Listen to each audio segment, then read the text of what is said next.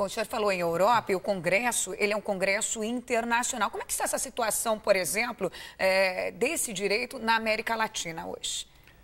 Eu poderia dizer para você que o Brasil está numa situação de privilégio, talvez, e liderança na América Latina, acompanhado do Chile, que tem uma boa regulamentação. O que a gente tem de um pouco mais avançado em relação a isso é na Europa, onde essa questão está mais regulamentada, e nos Estados Unidos, porque lá prevalece a relação sindical com incrível intensidade. Essa, então, não se pode imaginar um processo investigativo nos Estados Unidos sem a participação dos sindicatos. Doutor Alan, o empregado ou o empregador ou o chefe da seção está assediando moralmente ou fazendo piadinha ou enviando via e-mail para o empregado algo que realmente atinja a moral dessa pessoa. Nesse sentido, ele pode se valer desse e-mail que ele está recebendo para, quem sabe, entrar com uma ação de dano moral em relação à empresa e a esse chefe? Como é que funcionaria? É uma questão de prova. E quando você fala de prova, você tem que tomar muito cuidado para saber se a prova não foi fabricada ou se é uma prova lícita, uma prova válida. Um exemplo, nesse caso ele está no ambiente de trabalho dele, recebendo esses e-mails do supervisor hierárquico dele. O que ele pode fazer? Chame um colega de trabalho, não um amigo, um colega de trabalho para demonstrar isso, porque no futuro, numa futura ação, numa futura reclamação trabalhista, ele tem o quê? Ele tem a prova.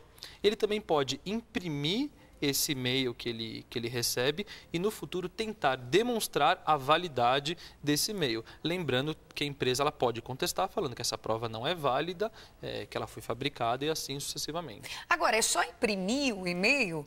Ou não? Tem que tomar quais cuidados para que esse e-mail que está lesionando esse empregado, quais os cuidados que ele deve tomar para que essa prova tenha validade na justiça? Pois é. No caso do e-mail, interessante, hoje em dia, a gente até tratou hoje desse assunto no Congresso, a gente fala da ata notarial. Ou seja, você dá validade por uma prova eletrônica. Essa é a única forma de você realmente dar 100% de garantia para a sua prova eletrônica. Só que existem outras formas, como por exemplo a prova testemunhal. Você viu esse e-mail ou muitas vezes eu já peguei alguns casos onde eu apresentei um e-mail, num caso de hora extra, por exemplo, e perguntei para o superior, por acaso você enviou esse e-mail? Ele falou, enviei. Dessa forma, ele deu validade para o próprio e-mail que ele havia enviado. Ou não, ou casos contrários. Você enviou? Não, imagina, eu nunca enviei. Nesse horário ele nunca trabalhou. Então, tudo depende da forma como você apresenta. E a validade, hoje em dia, a melhor forma de dar essa validade é através da ata notarial eletrônica. Ou seja, ele vai num cartório, como é que funciona aí? Como é que se faz isso? Ele vai num cartório, né, leva esse documento ou envia esse documento por e-mail. Ou muitas vezes você pode chamá-lo na sua casa para dar uma validade para esse e-mail, para demonstrar se ele é válido ou não. E, em muitos casos, existe também a certificação digital, aonde como se fosse uma assinatura reconhecida em cartório, que é utilizada através do sistema de chaves públicas, que também dão validade para o meio eletrônico. Doutor Sérgio, o senhor estava defendendo que a empresa tem esse direito de rastrear, etc. e tal.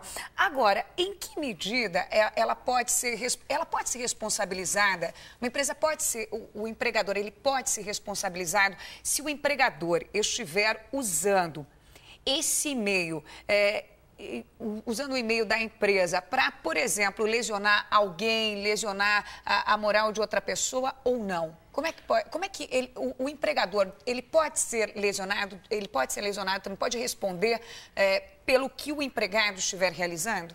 Talvez seja o grande motivo dessa celeuma que estamos enfrentando. Pela legislação brasileira, pela construção jurisprudencial brasileira, o empregador responde pelos atos praticados pelos seus empregados.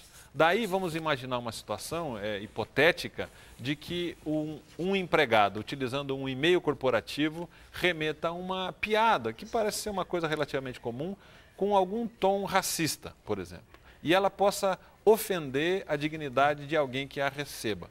É possível que esse ofendido promova uma ação de indenização por dano moral contra o empregador ele se responsabilizaria pela ausência de vigilância. Exatamente por isso é que temos essa questão da possibilidade de se fiscalizar ou não se fiscalizar, de se monitorar ou não se monitorar os e-mails corporativos utilizados pela empresa.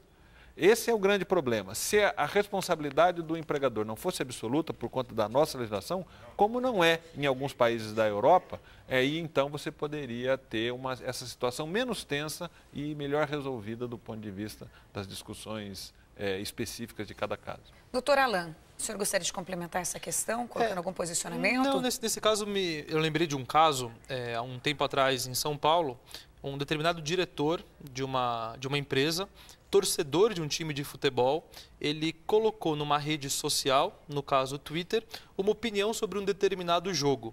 Só que o problema é que a empresa que ele era diretor era patrocinadora do time que perdeu para o time dele.